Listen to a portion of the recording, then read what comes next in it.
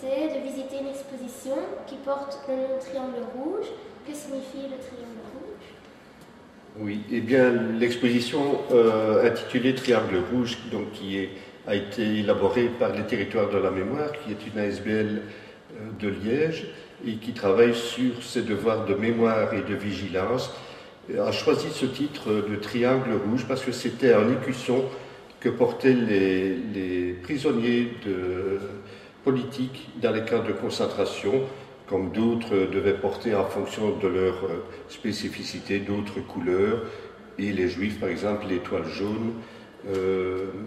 Et donc ces prisonniers pour raison de politique, donc qui avaient des idées contraires aux idées prônées par les nazis, donc étaient internés et étaient ciblés particulièrement puisqu'ils contredisaient cette dictature d'extrême droite et donc portaient ce signe distinctif.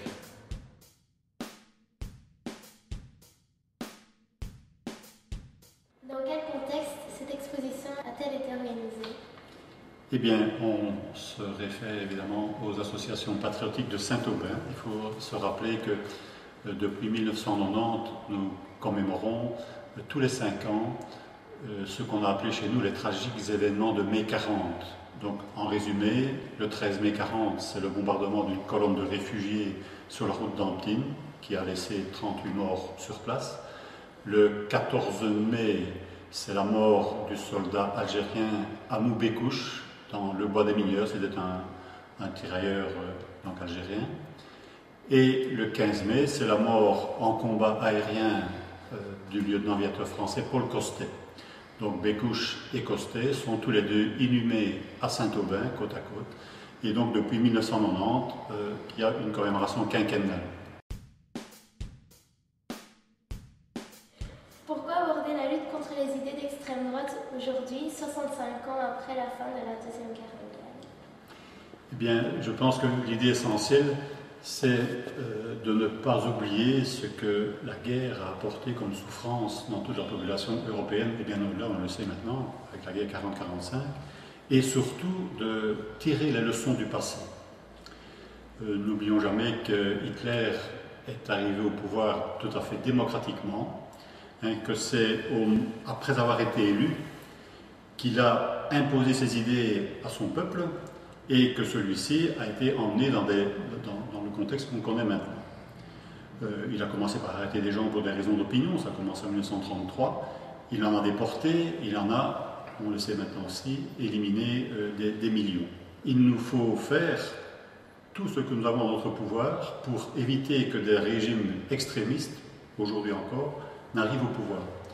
Il ne faut pas se voiler la face, que ce soit en Belgique, en Hollande, en Autriche ou en France, je dirais même aux États-Unis.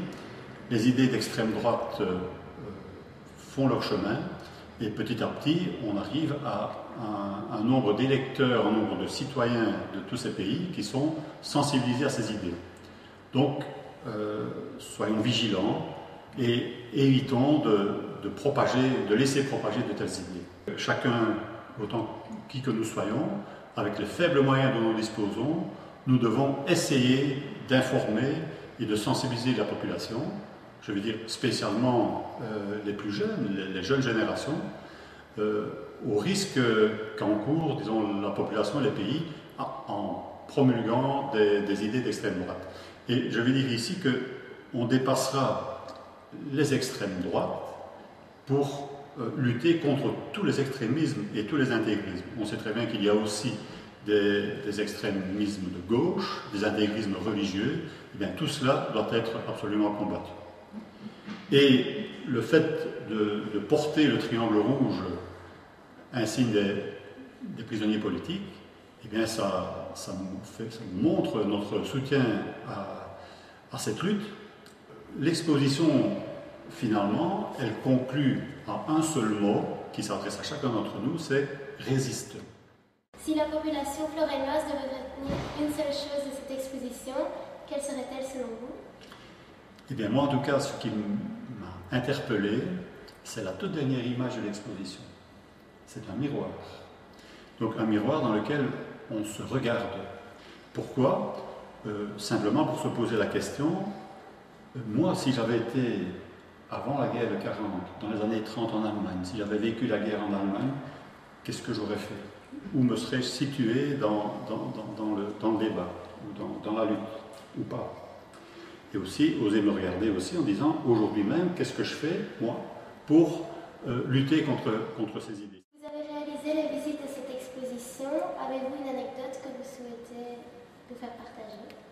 Lors d'une visite, un des guides parlait de l'autodafé, donc au moment où les nazis brûlent les livres dans les bibliothèques, les livres en tout cas qui ne correspondent pas à leur idéologie. Et nous avons un de nos guides qui est venu avec un petit livre qui était un petit livre de prière qui a été sauvé d'une autodafé ici à Florène. Et là, personnellement, j'ignorais que cela avait existé chez nous également. En effet, à la fin de la guerre, les Allemands qui devaient quitter un bâtiment, le noviciat pour les Florénois qui connaissent la route de Saint-Aubin, se trouvait là. Et avant d'incendier et de détruire le bâtiment, avait demandé à un fermier, voisin de M. Coster, d'apporter ses livres et de les brûler, tous les livres de cette bibliothèque. Et ce monsieur, inconscient ou courageux, a sauvé dans sa poche un petit livret minuscule, un petit livret de prière qui était dans cette bibliothèque. J'ai été frappé aussi, lors du vernissage de cette exposition, par le recueillement. Et je mets recueillement avec des guillemets.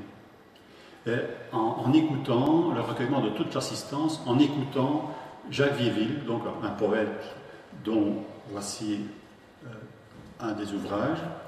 Et de cet ouvrage, il a extrait 4 poèmes qui ont été lus soit par lui-même, soit par 2 élèves rhétoriciennes de l'Athénée, que ce soit Tyrannie ou que ce soit Étoile jaune. Ces poèmes ont quand même suscité une vive émotion dans toute l'assistance. Je vous remercie, Monsieur Lambol, Monsieur Lebrun, pour votre témoignage. Eh bien, merci Romina.